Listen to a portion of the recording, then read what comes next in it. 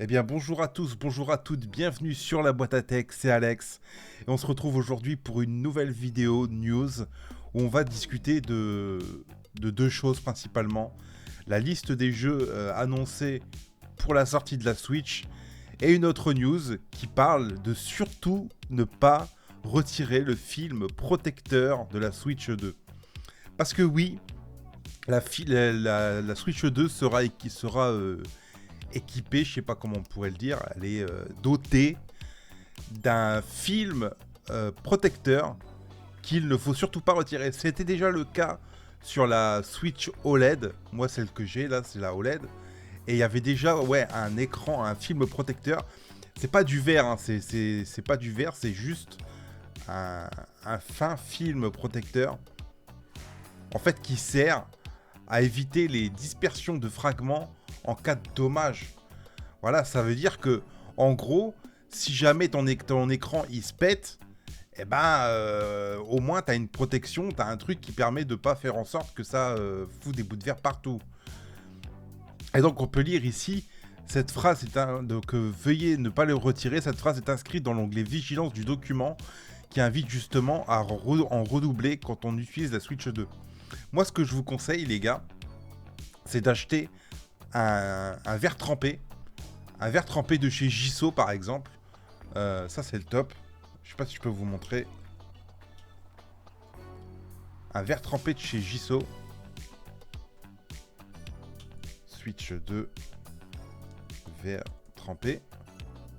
Voilà. Donc là il y en a plein. Là les gars il y en a plein. Il y en a plein. Et donc ouais moi j'ai pris celui de chez Gisso. On va taper Gisso. Voilà.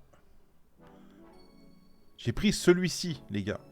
Il y en a deux. Il y en a deux quand même, c'est quand même pas mal. Il y a deux verres trempés.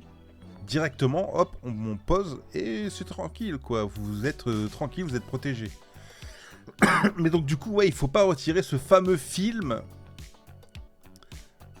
Faut directement mettre votre protection d'écran sur le film, en fait. Je sais que c'est un peu contre-intuitif, mais en gros, il faut directement mettre le verre trempé ou le film d'écran directement sur l'autre, quoi. Et ouais, il faut faire super attention. Et donc, du coup, les gars, deuxième news, on va parler des jeux disponibles. Attends, parce que là, il y a vous savez, un adblock. Bah oui, j'ai un adblock, évidemment, les gars. On va retirer adblock pour ce site-là. Ok, actualiser. Voilà. Et donc là, voici la liste des jeux disponibles au lancement. J'avoue, j'avais pas encore vu la liste complète, mais on va pouvoir voir pêle-mêle Bravely Default, Flying Fairy HD Remaster, que je vais faire certainement, les gars. Je vais certainement l'acheter et je vais certainement prendre kiffer ma race. C'est le premier épisode, je crois. Je crois que c'est le premier épisode du coup en HD quoi pour la Switch 2. Il y a Civilization 7. Ça, je suis un peu moins fan, les gars. Civilization 7, bon, c'est pas trop bon à ma cam, les jeux de stratégie comme ça, j'aime pas trop. Cyberpunk 2077 Ultimate Edition. Ça, c'est vraiment cool.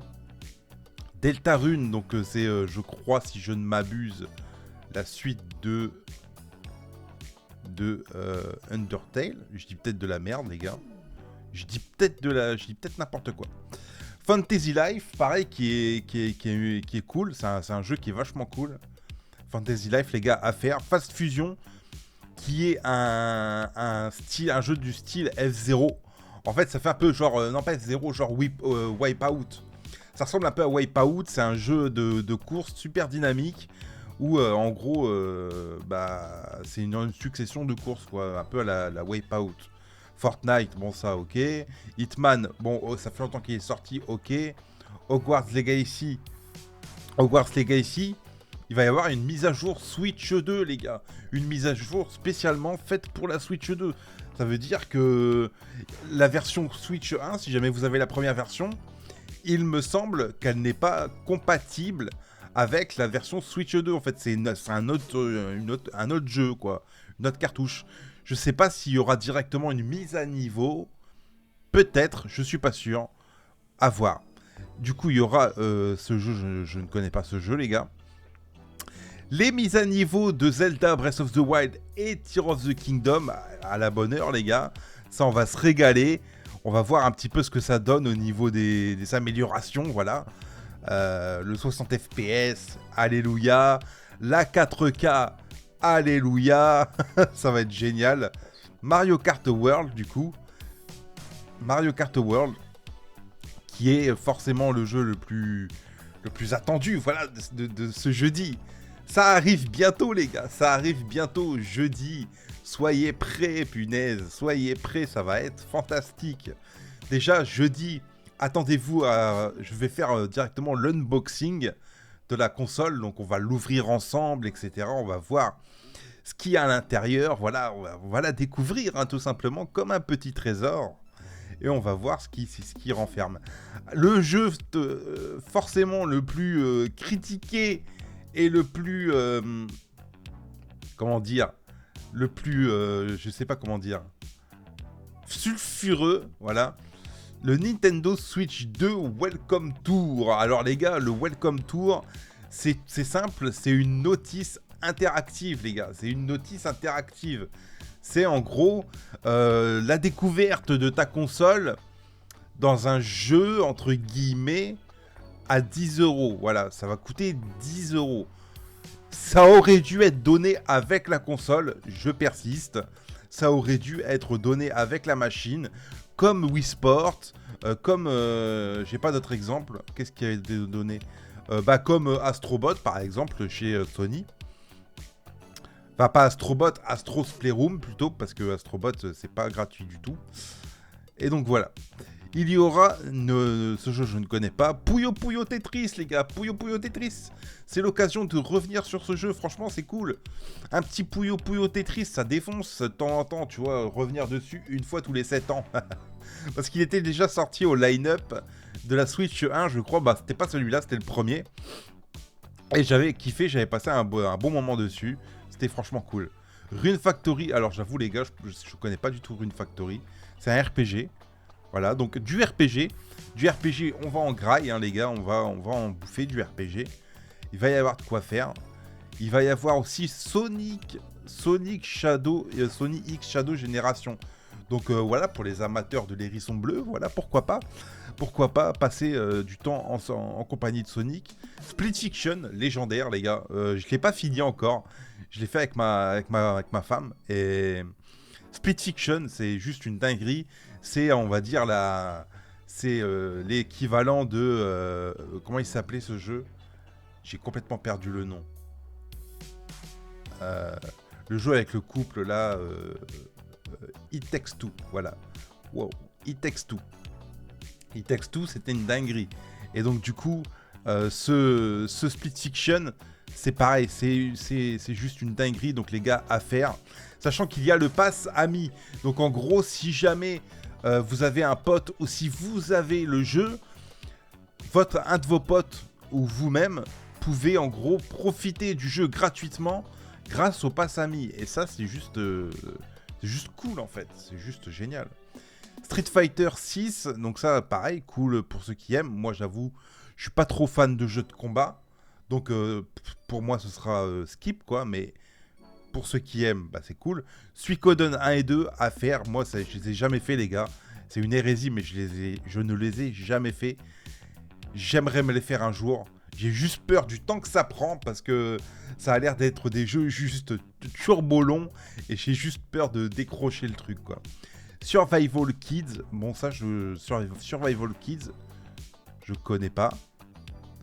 Ça a l'air d'être un jeu un peu indé, tout ça. Et pour terminer, Yakuza 0 Director's Cut. Pareil, pour les fans de RPG, grosse dinguerie.